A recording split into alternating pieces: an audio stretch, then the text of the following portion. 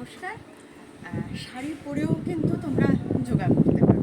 যদি শাড়ি পরে ঘুরতে যাও তো এইভাবে যদি মনে হয় কোনো সময় অ্যাঙ্কেল বা হাঁটুতে তোমার লাগছে কাফ মাসেলে, তাহলে একটুখানি নিজের জন্য 1 মিনিট রাখতেই পারো। দেখো কী করবে।